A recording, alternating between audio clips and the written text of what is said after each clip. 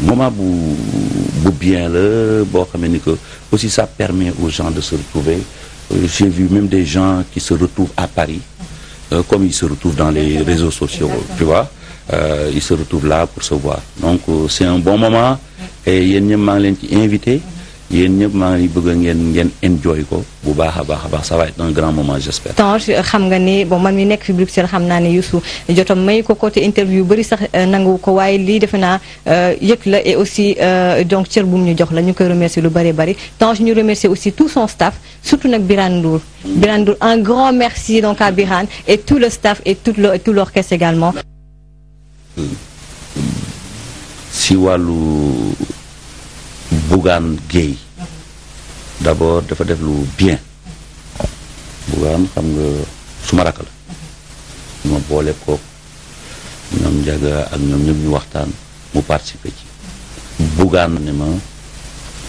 bëgg na ma def émission bu Pape Cheikh je pense que ça s'appelle appartement 221 voilà ma ne ko léegi da ngay bàyyi ba ma dellu si ma def ko donc yéen partenaire ngeen ci Bercy bu mu defee loolu dañu ne ko yow partenaire nga ci Bercy yaay jóg dem vers loolu et il a fait ce pas là et c'est très très bien donc je vous encourage. Un grand merci en tant qu'africaine sénégalaise donc benn dirigeant personnalité jóge ba Sénégal ñëw sagal ñu par rapport ak sama mbokk journaliste yi fi nekk un grand merci pour ça Tange merci beaucoup. dafay kilifa ci musique tey ku xàll yoon bi moom moo tax Bercy moomuñu ko adduna bi yëpp ko moom kon ñu ngi biir Bercy ak 100% people. jërëjëf maa ngi ko génnee instant bi 100 quelques euros. 100 quelques euros waaw. jaral na ma loolu kay. yàggoon nañ ko xaar yàgg na trop namoon nañ ko trop te ñu ngi nii ñun ñëpp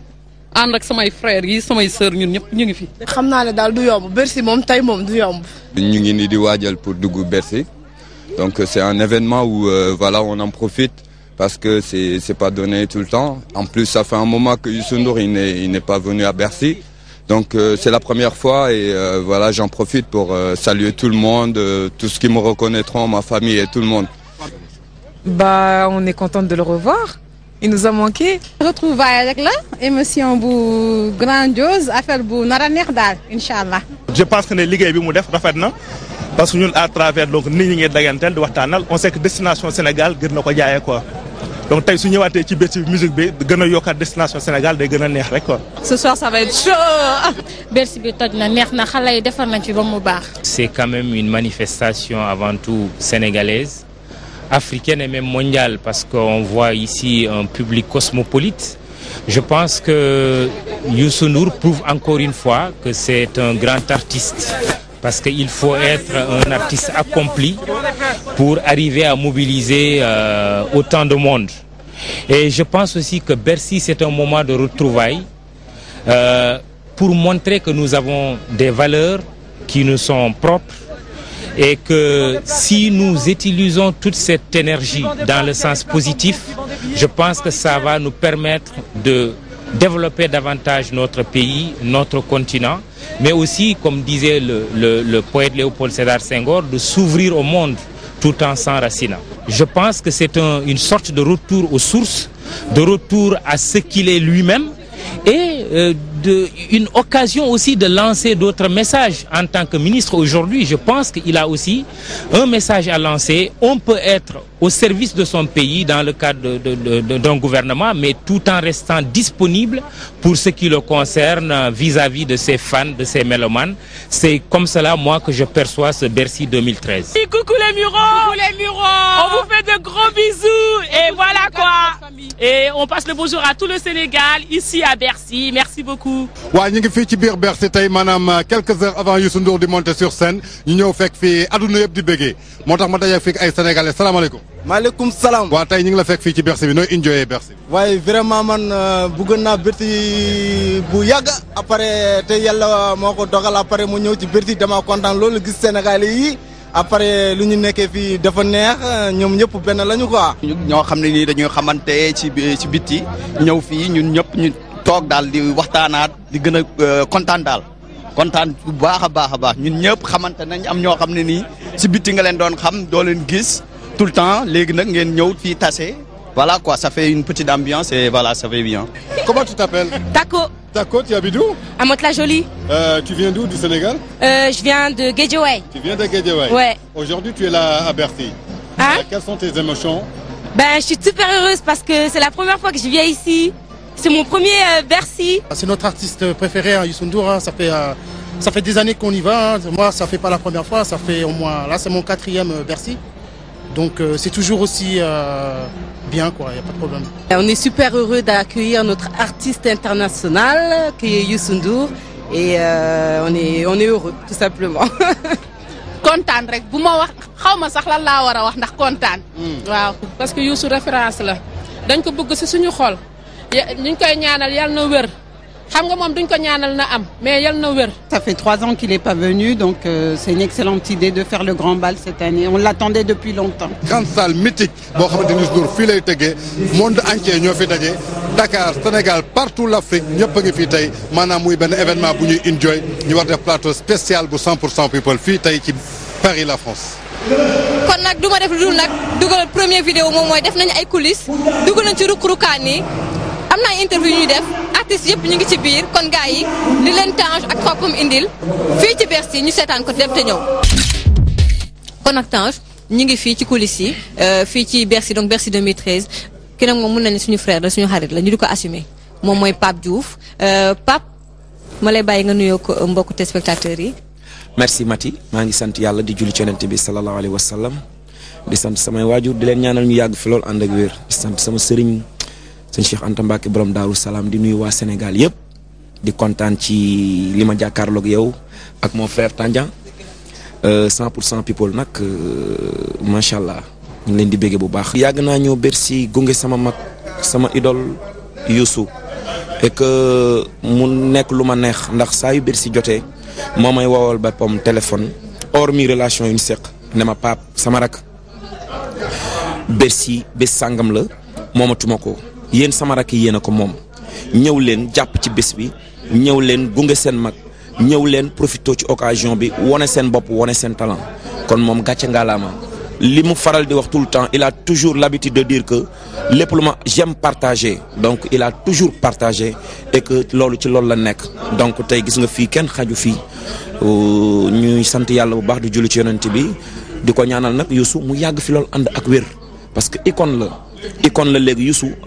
Sénégal gépp ko moom donc tey Bercy moomatu ko ñun sénégalais ñun ñoo ko moom parce que rencontre la. waaw Mati comme ni nga ko waxee rek 100% people bi plateau spécial la ñu defee ko dans les coulisses de Bercy moom la ñuy wax rek 100% people émission la boo xamante ni amul frontière Pape Diouf nag kenn du ko weranteeti je lui dis partout à travers les médias c'est mon grand frère. c'est mon grand frère de sang kenn du ko nëbb c'est mon grand frère de sang yàlla moo koy def mu dugg sama xol man nag damay liggéey.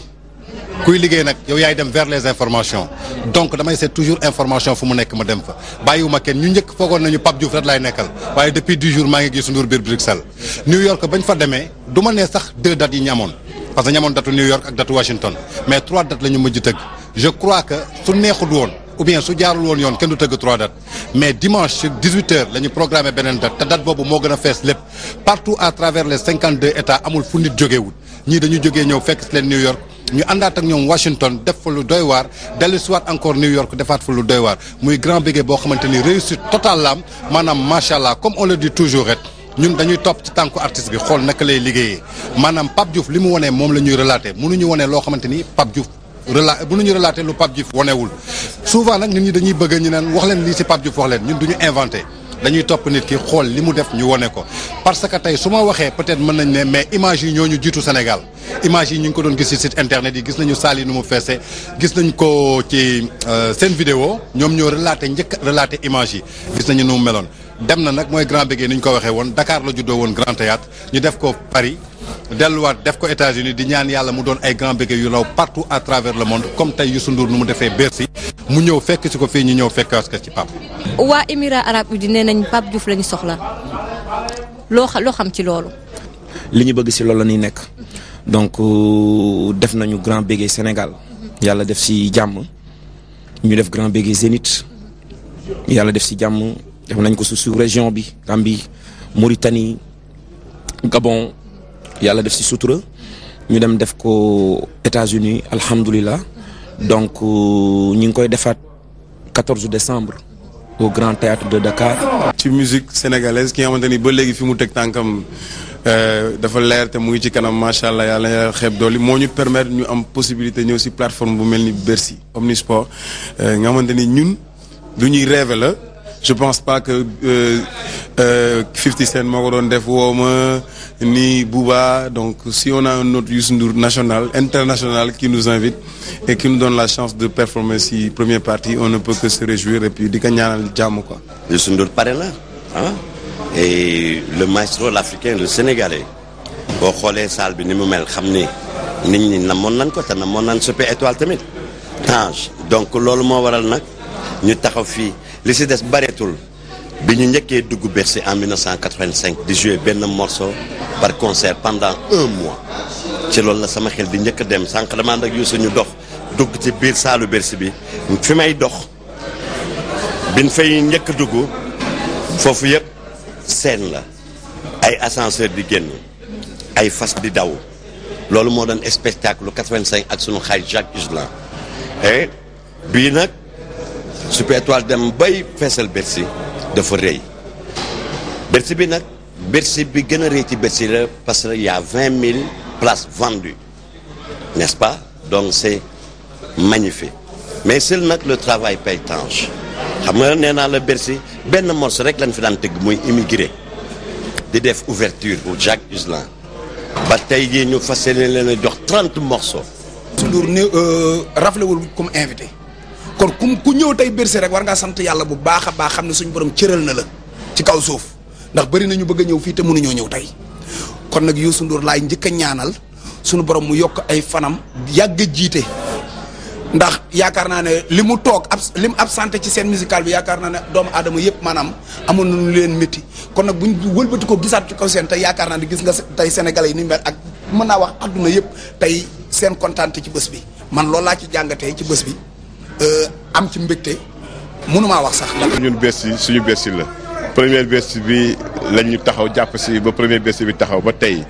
donc mënuñu woon ñàkk nekk fii di ñaanal suñu xarit Youssou rek moo tax ñu bàyyi suñu ité yëpp Sénégal ñëw fii tey boo ñëwee gis salle bi gis ci biti gis nit ñi gis Sénégal yi jóge fu nekk da ngay day nekk fierté donc mënuñu loolu di ko gën a encourager di ko féliciter ñun nag xaritam.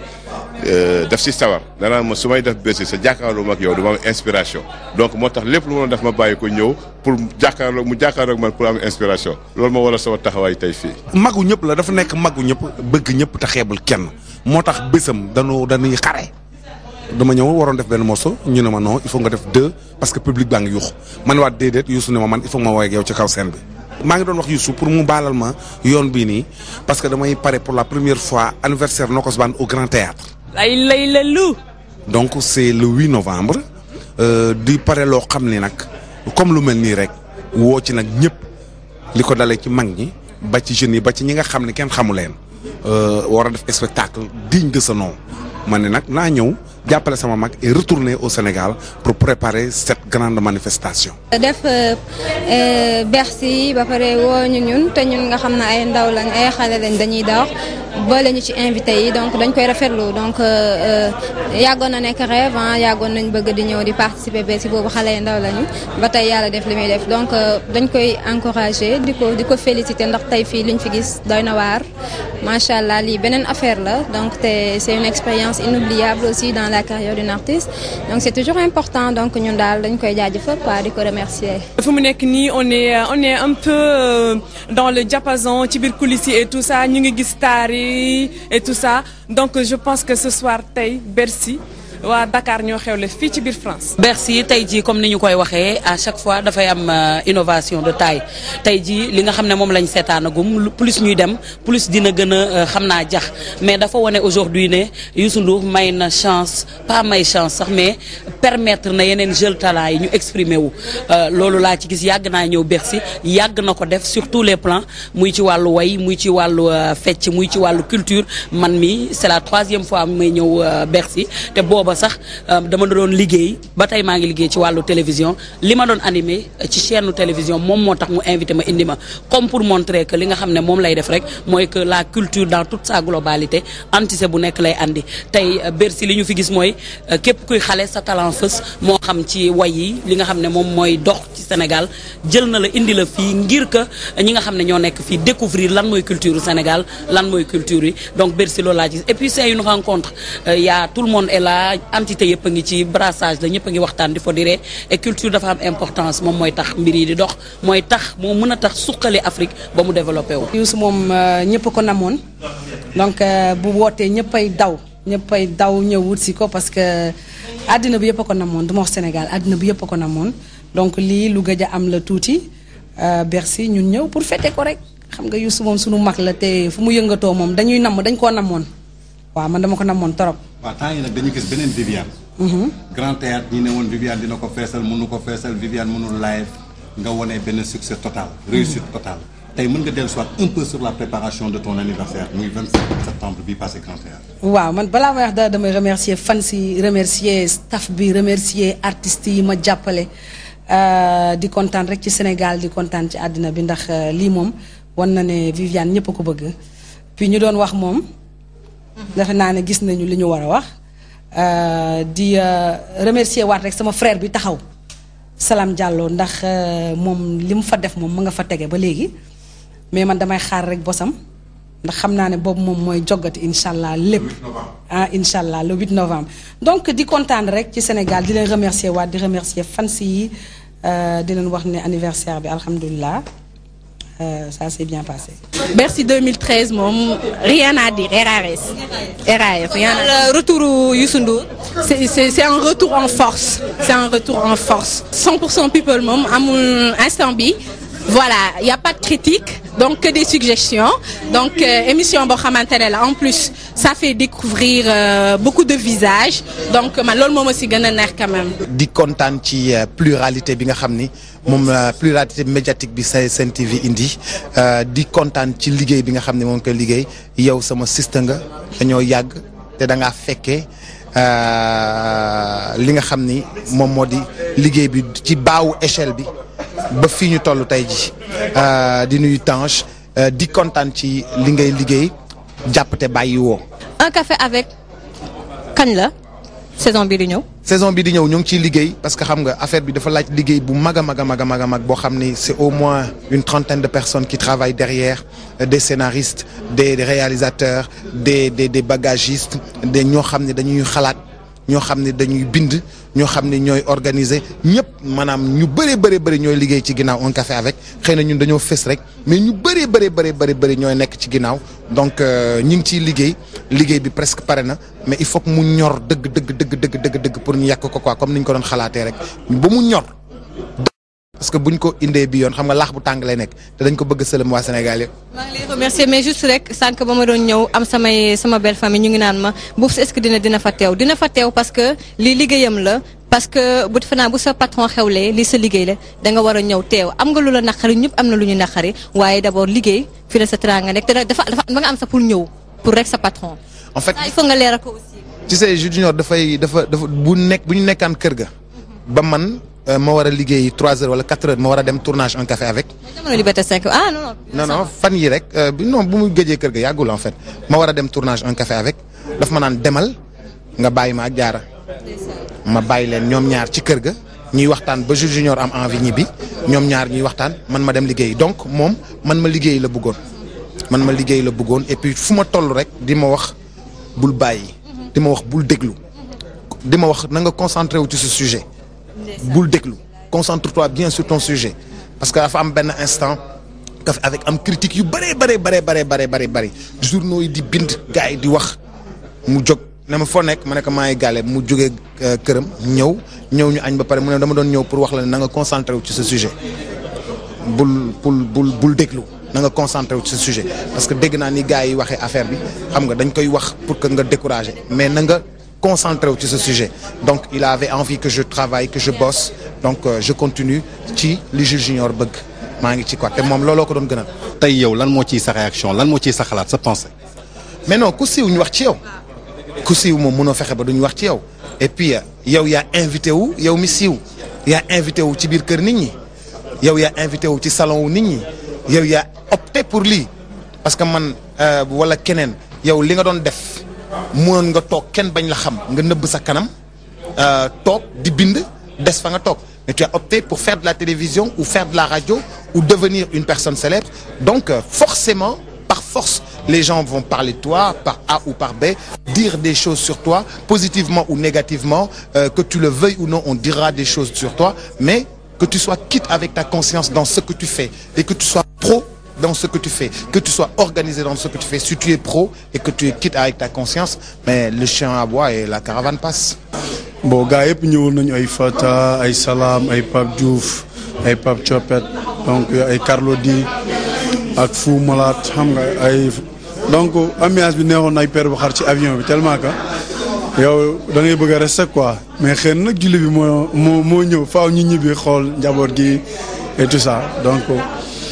am nañ ci sacrifice bu neex boo xamante ne vraiment ñëw nañ fi ak xol bu sedd guy te donc lépp lu ñuy def aussi tamit ci xol bu sedd guy lañ ko defee donc loolu mooy ci affaire bi. li ngeen di wax xëy na ku nekk ak sa liggéey yàlla lu mu la séddee rek da nga koo jël vraiment maa ngi koy suivre bu baax a baax et puis day tax nit tamit aussi tamit bu fekkee yàlla dafa def nga siiw wala nga am succès wala nga am moyen nit ñi xam la day tax nga mun ni tubaab di wax il faut que les murs sauter c'est important parce que vraiment baax na trop pour nit mën a gérer boppam. xam li mu bëgg parce que seen classe yi ku dégg trans ak tur bi mati trop fam boo amee nu war a def ne bu ko gars yi yégee donc neex na trop vraiment di leen féliciter ci liggéey bi di wax tamit ñu koy seetaan bu leen kenn ŋàññi 100% people émission bu baax la parce que dina joxe ay information ci artistes yi ci célébrités yi en général mais nag suturaal leen am na solo trop bu fekkee dafa jóg ci weeje leen loolu wax dëgg fa yàlla kenn du ko rafetlu parce que nit bu nekk am nga looy nëbb doomu aadama bu ne am na looy nëbb te bëggoo ku ko weer booy roy da ngay roy li nga xamante ne moo baax da ngay roy lu baax lu bon li nga jël ko teg ko fële parce que aussi wolof Njaay dafa ne roy du nuroog pire quel que soit le séjour du bois dans l'eau il ne se transformera jamais en crocodile ça veut dire yaakaar naa ni lu bant yàgg ci biir géej du soppaliku mukk nekk jasit donc bu ñuy roy war lañu xool bu baax lu ñuy roy jéem a lépp lu ñuy def même bu fekkee feneen lañ ko jëlee indi ko suñu réew ñu jéem ko adapté ak suñu réalité socio-culturelle. émission la boo xam ne tu sais une émission moom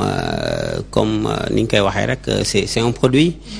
ñii dinañu bëgg ñii dinañu bañ mais tant que mu ngi am buzz rek ça veut dire que c'est regardé c'est comme un artiste qui sort une chanson c'est aimé c'est pas aimé mais mooy que nit ñi ñu ngi koy déglu loolu moo ci am solo donc c'est une très bonne émission une belle émission que j'encourage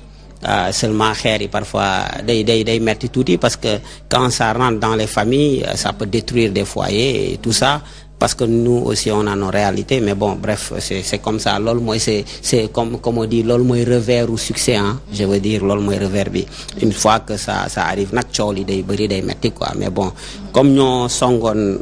kii bi il faut nga koy dékku quoi comme on dit métier bi. Moi je connais Tange personnellement man xam naa la je sais que c'est pas une personne méchante xam naa ko bu baax mais seulement ñun ñëpp ay doomu aadama lañu parfois ñu laal fu metti quoi ci yow bu ñu laalee fu metti ci yow da ngay ne pat rek doo wax quoi et bon xam nga télé nag du lépp nga ciy mun a wax da ngay waxe rek li nga xam ne moom mooy ci am solo nga bàyyi leneen di nga teg si sa tànk nga jàll quoi xam nga nañ teg suñu tànk jàll daal leneen li nga teg sa tànk nga jàll quoi surtout bu fekkee nit ki li muy defu ko ak soxorte loolu rek moo am solo moom moo ëpp solo mais bon seulement c'est bien parfois ngeen di sóor des fois nit ki dafay am doom dafay am jabar et moom day jàngi école xale yi dañuy dugg ci internet bi parce que yow mun nga joxe benn information moom joxe na benn information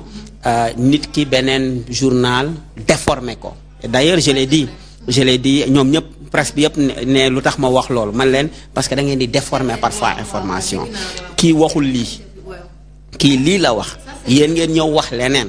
et là ça dafay mais bon moom laay wax sax mooy revers mooy revers succès quoi buñ buñ la xamul wala déglu wuñ la loolu du ci am comprendre nga mais bon moi je dis man open mind la amul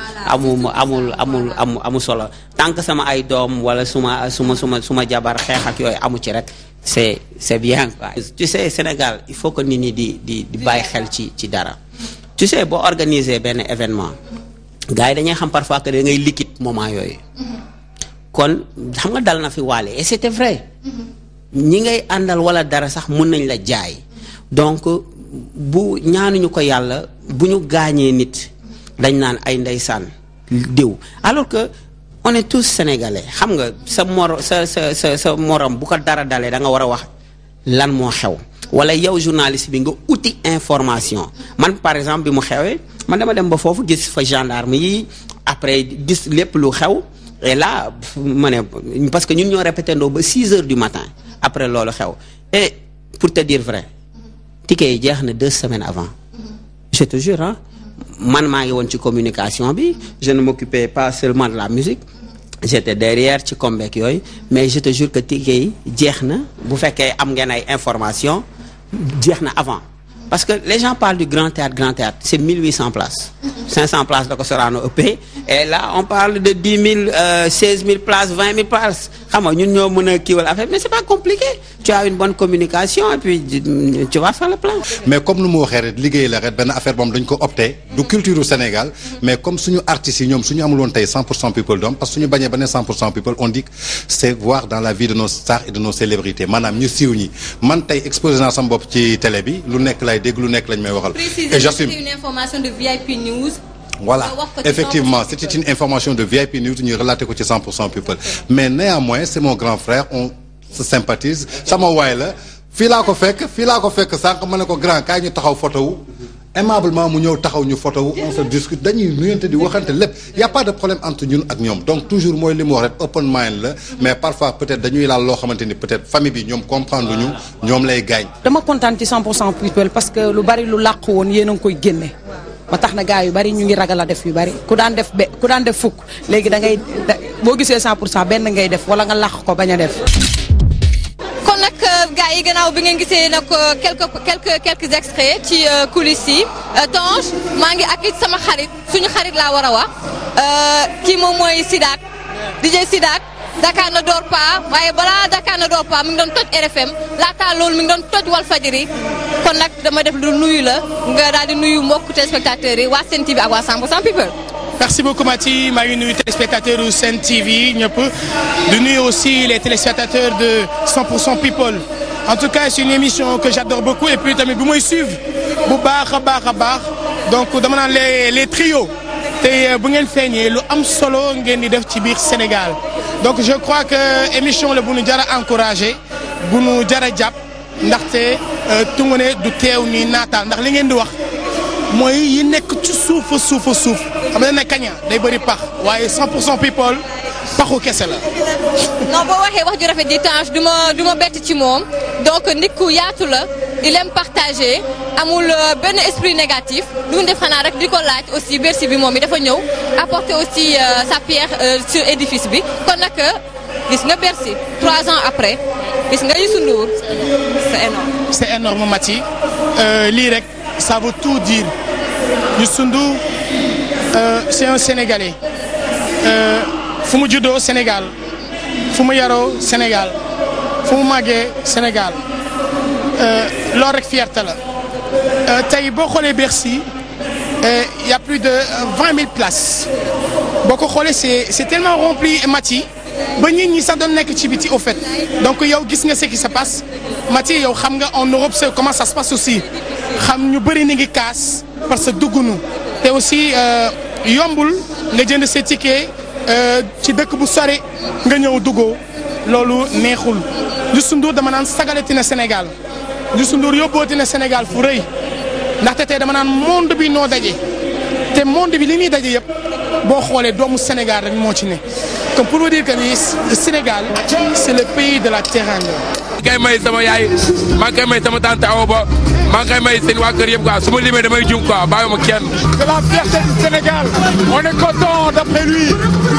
c'est magnifique franchement bien merci 2013 c'est jury. Formidable comme d'habitude c'est Youssou Ndour C'est Youssou Ndour. Il n'a même pas à se poser des questions. Toujours égal à lui-même. Youssou Ndour, c'est le plafond. He touched all the way the room. tey Youssou Ndour fierté Afrique la mais surtout Sénégal fierté Sénégal la donc tey jii boo xoolee salle bi Afrique yëpp la fi dajale donc ñun ay rakam mu invité ñu ñëw ci spectacle bi kenn ku nekk mu ne ñii dañuy playback ñii day woyandoog ñoom donc man moom damay wax ci sama wàllu bopp am na morceau boo xam ne surprise la dinaa yéeg léegi dafa ndoog ak moom mais tey dafa am loo xam ni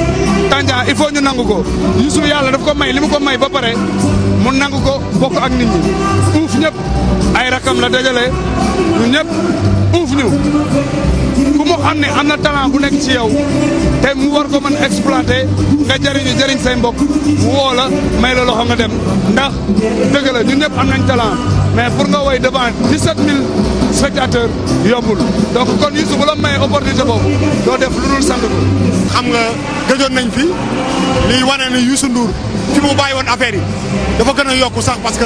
boo gisee public bi engouement bi ñu yore nga xam ne namoon nañ ko spectacle bi ça se passe bien y a de la belle musique nit ñi kontaan nañu donc ñun suñu liggéey vraiment ñu ngi koy sant yàlla. c'est des centaines de personnes ñu ciy jàpp moo tax Youssou Ndour c'est une grosse machine te loolu moom laa lay wax nii c'est des années de travail aussi artiste da ngay nangoo investir ci ce spectacle Youssou Ndour du hésiter pour génne moyens yi pour que spectacle bi nekk à ce niveau loolu rek moo tax. réussite totale macha allah xanaa ñu ñaanal ko yàlla ba mu mën ko def ay at yu bari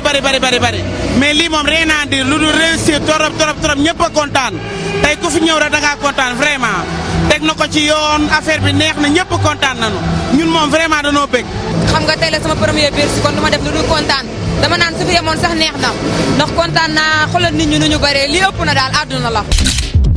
kon nag Tange def nañu coulisses yi mais yow naka nga gisee Bercy 2013 100% people la ñu wax noo gisee Bercy. waaw Mati 100% people la ñuy wax Bercy 2013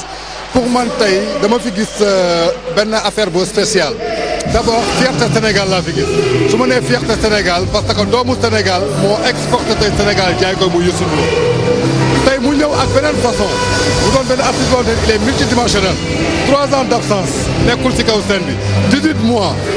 gisuñu ko mu wéy mu nekkoon ministère jógee foofu ma def ak moom 7 jours Bruxelles ci ay répétitions ma gis beneen Youssou Ndour ma ne mais Youssou Ndour bi on dirait qu'il est décidé ma àndaat ak moom continuer ma gis mu wane ci spectacle donc mu doon benn événement boo xamante ni rien à dire réussite à 100% Sénégal moo fi nekk mu boole ay rakam artistes yëpp ñoom Pape Diouf ñoom Salam ñoom Viviane ñoom Titi ñoom Queen Biz ñëpp la boole ku lim juum teg leen ci kaw scène bi bëgg leen woon que liggéey moo am solo daf leen di woon yoon bi parce que moom moo ko tracé mais mi ngi leen di woon su ma paree yéen a war a ñëw donc tey c'est le monde entier qui s'est retrouvé à Bercy en plus bu yombalal ñu liggéey bi tey ñi ngi wane ni que TFM Sen TV ñoo bokk tey ñoo bokk bàyyi parce que Bougane Gueye rakku Youssou Ndour la tey ñun soo xoolee 100% people dañ koy def fii ñu nag artistes yi ndaanaan yi ñoo bokk lépp ñu ngi koy liggéey def ko ci biir Paris. kon nag gars yi du ñu def lu dul nag yemale ko fii ak quelques yenn xorom yi ambiance yi dégg nga si biir di nuyu nag Binta bu baax a baax Binta ñu ngi ko jox rendez-vous foofee moom xam na bi yoon